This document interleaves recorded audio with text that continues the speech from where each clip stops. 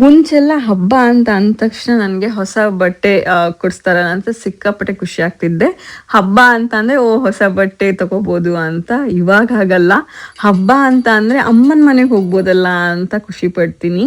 ಎಲ್ಲರ ಮನೇಲೂ ಹೊಸ್ತು ಮತ್ತು ವಸಂತ ಪೂಜೆ ಎಲ್ಲ ಆಯಿತು. ಬಟ್ ನಮ್ಮ ಮನೇಲಿ ಒಂದು ಸ್ವಲ್ಪ ಲೇಟಾಗಿ ಸ್ಟಾರ್ಟ್ ಮಾಡಿದ್ದಾರೆ. ಯಾಕಂತ ಅಂದರೆ September 28 ನನ್ನ ಬರ್ಡೇ ಕೂಡ ಇತ್ತು. ಮತ್ತು ನಮ್ಮ ಅತ್ತೆಮ್ಮನ ಮನೆಯಲ್ಲಿ ಹೊಸ್ತು ಮತ್ತು ವಸಂತ ಎಲ್ಲ ಇರೋದ್ರಿಂದ ನಮ್ಮ ಮನೇಲಿ ಏನು ಪ್ಲ್ಯಾನ್ ಮಾಡಿದ್ರು ಅಂತಂದರೆ, ನಮ್ಮ ಮನೇಲೂ ಅದೇ ದಿನ ಇಟ್ಟರೆ ಸುಮ್ಮನೆ ಹೋಗಿ ಬರೋಕ್ಕೆಲ್ಲ ಪ್ರಾಬ್ಲಮ್ ಆಗುತ್ತೆ ಅಂತ ಹೇಳಿ ನಮ್ಮ ಮನೇಲಿ ಮುಂದೆ ಇಡ್ತೀನಿ ಅಂತ ಹೇಳಿ ವೆಡ್ನೆಸ್ಡೇ ಇಟ್ಟರು.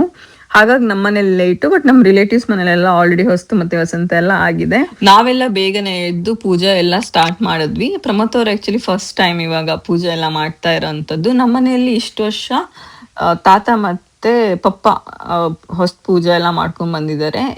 ಬಟ್ ಈ ಸರಿ ತಾತಂಗೆ ಆ್ಯಕ್ಚುಲಿ ಆಗಲ್ಲ, ಇವಾಗ ಏಜ್ ಆಗಿದೆ. ಪಪ್ಪ ತುಂಬ ಬ್ಯುಸಿ ಇದ್ದಾರೆ, ಹಾಗಾಗಿ ಬರೋಕ್ಕಾಗಿಲ್ಲ.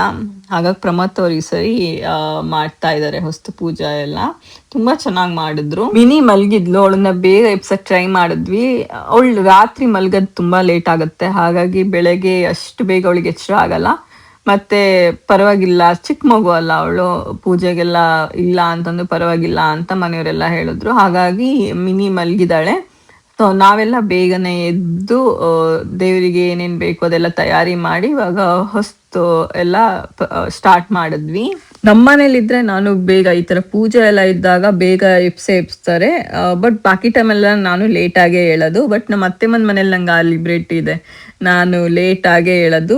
ಪೂಜೆ ಟೈಮಲ್ಲೂ ಅಷ್ಟೇ ಅತ್ತೆ ಹೇಳ್ತಾ ಇದ್ರು, ನಿಂಗೆ ಜಗಂಟೆ ಎಲ್ಲ ಬಡಿತೀವಲ್ಲ ಆವಾಗ ಎಚ್ಚರ ಆದರೆ ಬಾ ಪೂಜಕ್ಕೆ, ಇಲ್ಲ ಅಂತ ಅಂದರೆ ನೀನು ನಾರ್ಮಲ್ ಹೇಳೋ ಟೈಮಲ್ಲಿ ಹೇಳು ಅಂತ ಅಂದರು. ಬಟ್ ನಮ್ಮನೇಲಿ ಆ ಥರ ಆಪ್ಷನ್ ಕೊಟ್ಟಿರಲಿಲ್ಲ.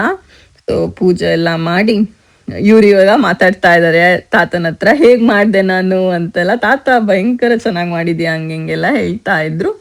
ಇವ್ರಿಗೆ ಫುಲ್ ಖುಷಿ, because every one are appreciating. So ಇವರಿಗೂ ಫುಲ್ ಖುಷಿ ಪಟ್ಟರು. ನಾನು ಅಷ್ಟರೊಳಗೆ ಲಕ್ಷ್ಮಿನೆಲ್ಲ ಮಾತಾಡ್ಸ್ಕೊಂಬರೋಣ ಅಂತ ಲಕ್ಷ್ಮಿನ ಮಾತಾಡಿಸಿ ಅದಾದಮೇಲೆ ಮಧ್ಯಾಹ್ನ ಹೊಸ್ತು ಊಟ ಮಾಡಿದ್ವಿ. ಇವತ್ತಿನ ವ್ಲಾಗ್ ನಿಮ್ಗೆ ಇಷ್ಟ ಆದರೆ ಪ್ಲೀಸ್ ಲೈಕ್ ಮಾಡಿ, ಶೇರ್ ಮಾಡಿ, ನನ್ನ ಫಾಲೋ ಮಾಡೋದನ್ನ ಮಾತ್ರ ಮರಿಬೇಡಿ. Thank you so much for watching.